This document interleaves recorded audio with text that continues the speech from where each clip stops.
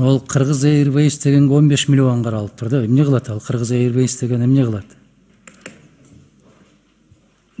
Ким Савач, бул туризм боюнча сөз кылып атасызбы же? Жалпы информация об использовании денежных средств. Алынып аткан кредиттерди кайда жумшалат ошол боюнча.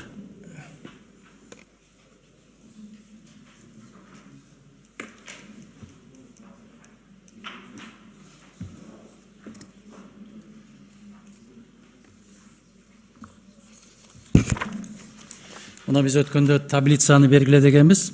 Ратификация кылаардын алдында берген таблицаңардан улам ушул суроолор жаралып атат. Кыргыз Airways деген ишканага 15 миллион сом.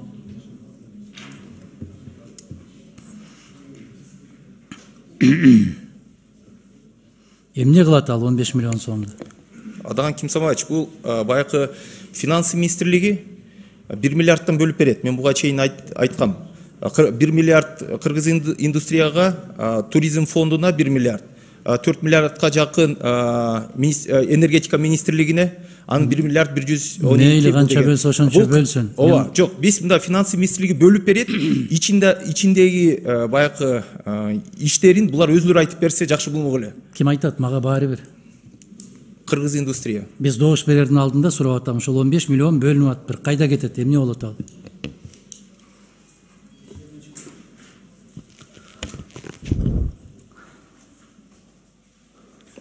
Уважаемый председатель комитета Чингиз Азаматович, уважаемые депутаты, я представитель Кыргыз индустрии, готов ответить на ваши вопросы по поводу Кыргыз Airways, да, вы спросили. Это исходя из национальной программы развития Кыргызской республики до 2026 года, а также согласно указу президента о совершенствовании системы управления гражданской авиацией и мерах по развитию авиационного сообщения в Кыргызской республике, была учреждена компания Кыргыз Airways, задачей которой является организация национальной авиакомпании для внутренних международных перевозок, что приведет в свою очередь к уменьшению оттока капитала в связи с деятельностью иностранных авиакомпаний. Сейчас мы учредили эту компанию, уставной капитал 15 миллионов сомов. В планах сейчас взять 2 самолета сухим и мокрым лизингом, так называемым, есть в авиации такие понятия.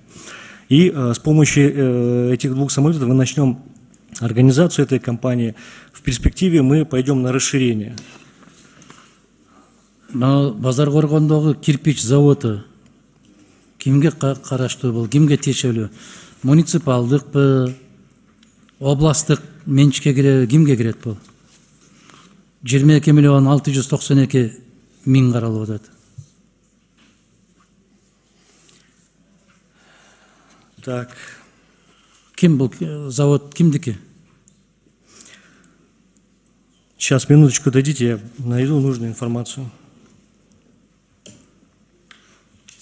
Сиз өзүңүздү тааныштырып коюңуз. Урматтуу Кыргыз индустрия өкүлүсү. Аты жөнүңүз кандай? Асанов Тургун, вице-президент по экономике и финансам. У нас сейчас в данный момент 84 проекта, из них 11 находятся на стадии реализации. Я могу сейчас перечислить. ОСО Кыргыз-Четрансош – это организация трансграничных перевозок из КНР, страны Центральной Азии и Персидского залива, с последующим через порт Бандар-Аббас. Жок, мен сизге Базаркоргон жөнүндө сурап атам. Так, Базаркоргон.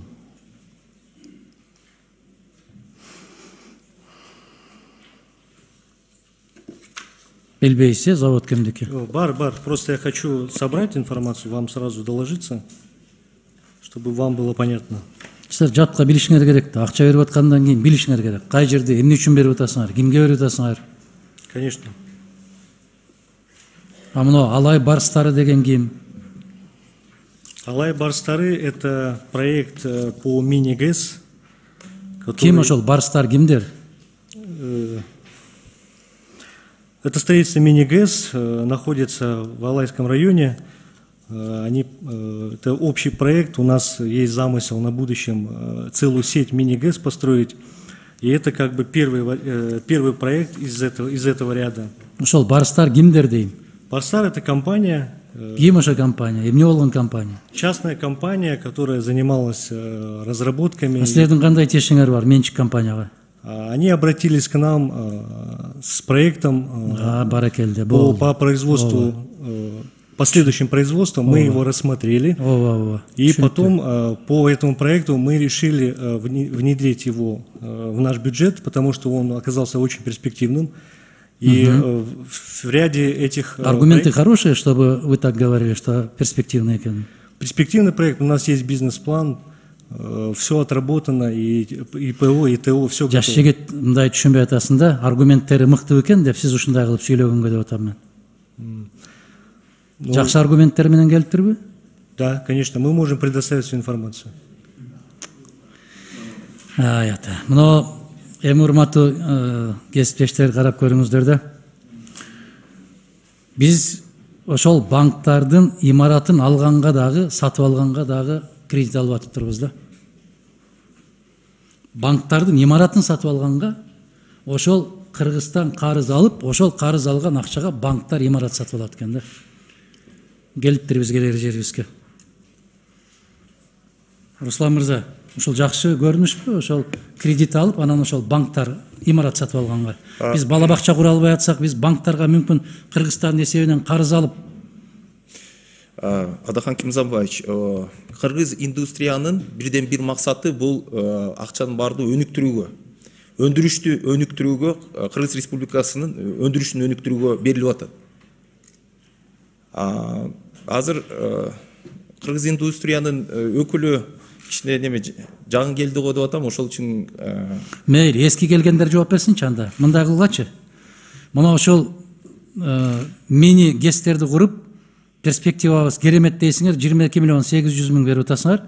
Административдик чыгашага 38,5 миллион сом берип атасыңар да. Бул аябай перспективныйбы? Экинчи жагын айтайын, токтотпой эле туруп кете берейинчи. Мына ол электростанцияларга акча берип атасыңар да. Түркменистан менен Өзбекстандан дээрлик 11,5 миллиард сомго электроэнергия сатып алабыз деп. Адахан Кимсамбаевич, бул боюнча энергетика министрлигинин орун басары Телекан Аркулович Айталиев өзү келди, ошо жооп берет. Саламатсызбы, урматтуу депутаттар. Адахан Кимсамбаевич, жооп бере берейинби же сурооңузду? Ооба, күтүп атам. Бүгүнкү күндө энергетика тармагындагы бул эми былтыркы 21-22 жылкы күз-кыш мезгилдери менен байланыштуу суу бул жакта.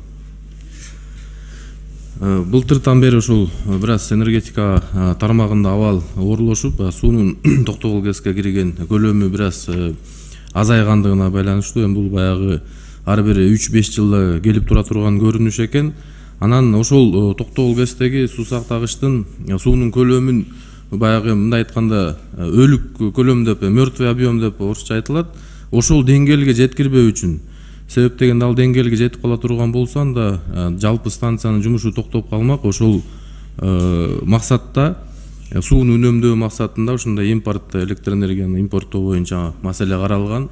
Ал эми жалпысынан сиз суммасын айтып кеттиңиз. Бул бир эле ошол былтыркы кышка дагы тиешелүү эмес, быйылкы жылы дагы биздин түзүлгөн жана иштеп жаткан келишимдер бар. 1,5 миллиард киловатт саат электроэнергияны ушу Түркменистандан Өзбекстан аркылуу транзит кылып алып келип отурабыз. Андан тышкары ушул Өзбекстандан Түркменистандан Өзбекстанга газ абалына кирип, Өзбекстандан бизге электроэнергия абалында дагы 1 миллиард 300 миллион киловатт саат. Азыркы күндө түз импорт аркылуу электроэнергияны 622 миллион киловатт саатка алынган. Ал эми газдан переработка кылып алып келген электроэнергиянын көлөмү 525 миллион алынды. Дагы ушул 1,5-дан анан 1,3-төн дагы калдыктары бар. Кудай буйруса ушул күз айларында калган электроэнергияны дагы алабыз деп отурабыз. Жакшы. Кимиңиздер жооп бересиздер билбейм. Мындан бир кыска мезгилдин эле үстүндө башта биз аябай кыйналчубуз да, электроэнергияны кимге сатабыз деп. Өзбекстан менен миллиард 100 миллион киловаттка кол койчубуз. Казакстан менен миллиард 200 миллионго кол койчубуз. ушулар бизден 2,5 миллиард киловаттын деңгээлинде электр энергия сатып алыш керек деп. Биз электр энергияны кайда сатышыбызды билчү эмеспиз да. Эмне ушундай болду? Кыска мезгилдин ичинде биз ошолордон электр энергияга көз каранды болуп калганыбызга эмне себеп болду ушул? Жооп берип кетейин, Адахан Кимсабаевич. Бул көрүнүш, биз анализди дагы жүргүзгөнбүз, эң туура айтасыз. Былтыр энергетика министрлиги түзүлгөндөн баштап биринчи биздин мониторинг менен анализ ушул маселеде болгон. Акыркы 3 жылдын ичинде керектөө Кыргызстанда ар бир жылы 3-5% өсүп келе жатат. Биз 2017-2018 жылдары экспорттаганбыз. Токтогул кезинде көлөм максималдуу көрсөткүчкө жеткен 19,5 миллиард куб сууга. Ошондо биз Өзбекстанга акыркы жолу 17-18 жылы экспорт кылганга жетишкенбиз. Анан 19 жылдан баштап суу тартыла баштады. Ошону менен бирге ички керектөө дагы өсө баштады. Мисалы 2019-2020 жылы биз мындай бир максималдуу көрүнүшкө жеттик деп ойлоп эсептегенбиз. 2021-22 жылы андан да ашып кеттик. Азыр 16 миллиардтан аштык киловатт саат боюнча. Ошон үчүн ички керектөөнү камсыз кылуу максатында жана айтып кеттим, суунун бир аз тартылганына байланыштуу ушундай кадамдарга барганбыз. Жарайт. Ошол кошуна мамлекеттер бизден электр энергиядан көз каранды болуп туруп, алардын керектөөсү өскөн жокпу? Индустриалдык өнүгүү болгон жокпу аларда? Аларда да өстү. Бизден 2 эсе 3 эсе көбүрөөк өстү өндүрүш. Алар кантип өздөрүн да камсыз кылып бизге да сатканга үлгүрүп атат. А биз суунун башында туруп ушундай абалга түшүп келдикпиз. Жооп берип кетейин. Аларда деле ушундай ички рынок боюнча мамилелер иштеп келе жатат. Бири-биринен сатып алуу боюнча эң негизги көрүнүш Адахан Кимсанбаевич ушул региондо акыр аягы бир жалпы рыноктун түзүлүшүнө баратат да ушундай көрүнүштөр менен. Себеп дегенде эми суунун башында турабыз, сиз туура айттыңыз. Бирок эми баягы жаратылыштын дагы бир эмеси бар экен. Кудайдын ушундай мыйзам чегинде келе жатат 3 жыл 5 жыл. Жалпы жоопторду бизден жеке баягы экен. Жарайт. Жалпы жооптор. Муну 3 маселени бир эле суроо менен берем да. BK Medicare деген кимдики ол? Жоопкерчилиги чектелген ишкана экен.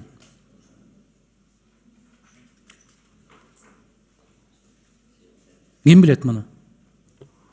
BK Medicare — это тоже Кыргыз-индустрия. Кимдики ошол? Это в прошлом была корейская компания, которая производила медицинские пластыри по корейской технологии. Бул мамлекеттикпи? Да. Теперь, вот отвечая на ваш вопрос, эта компания в связи с пандемией и с другими рядом проблем, мы вели с ними переговоры. Сейчас на данный момент мы с ним договор подписали, нам будет принадлежать 100%. Это будет 100% государственное. Давай я попробую на русском языке. Сколько процентов принадлежит государству? 100%. Я отвечаю на ваш вопрос. 100%. А почему тогда вы пишете организация с ограниченной ответственностью? Нет, ну имеется в виду 100% Кыргыз-индустрии принадлежит. А Кыргыз-индустрия она принадлежит государству. Поэтому оно и принадлежит государству. А эмнеге осо бикейранда? Эмнеге гао эмес? Жок дегенде гао. Ну, сейчас мы сейчас подписали, объясняю вам, мы подписали с ними договор, и в течение 2-3 месяцев это ОСО перейдет в наше пользование. Качан? В течение 2-3 месяцев. У нас есть договор.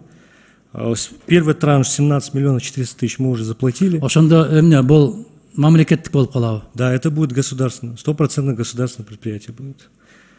В итоге, когда последний транш... Экинчи маселе токто, экинчи маселе. РСК банктын имарат алыш үчүн эмне үчүн биз 37 миллион коротобуз?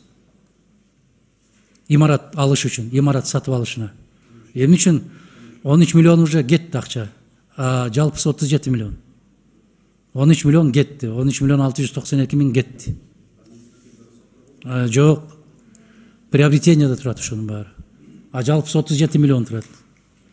Эмне болгон имаратты сатып алабыз биз РСК банк үчүн? Айыл банк үчүн эмне үчүн 25 миллионду беребиз?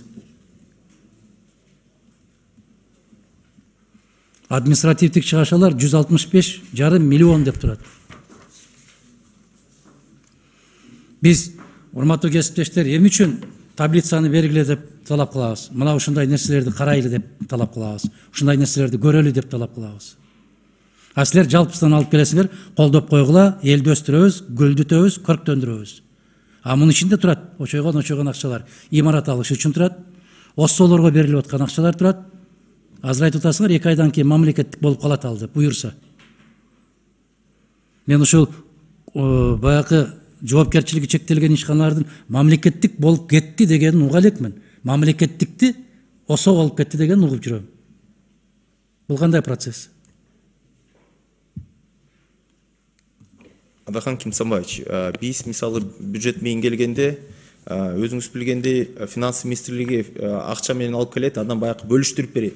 Ичиндеги баягы иштерин баардыгы кыргыз индустрия, фонд туризм өзүлөрү жооп беришет да. Кайка кетерин. Биз финанс министрлиги ичине киришпейт. Ошону айтып атпайбы, жооп бере тургандар жооп берсин деп, жооп бере албай атпайбы. Эмне үчүн банктын имаратын сатып алышка биз сырттан карыз алышыбыз керек? Эмне үчүн? Эмне үчүн ошол карыз бүтүндөй калктын мойнуна жүктөлүшү керек, банктын эмес? Карызды мамлекет кепилдик болуп атат да, парламент ратификация кылып атат да, элдин атынан алып атабыз да. Эмне үчүн банкка берип атабыз?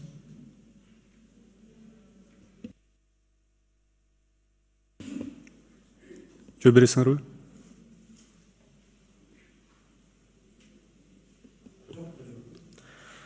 Может, да, я скажу.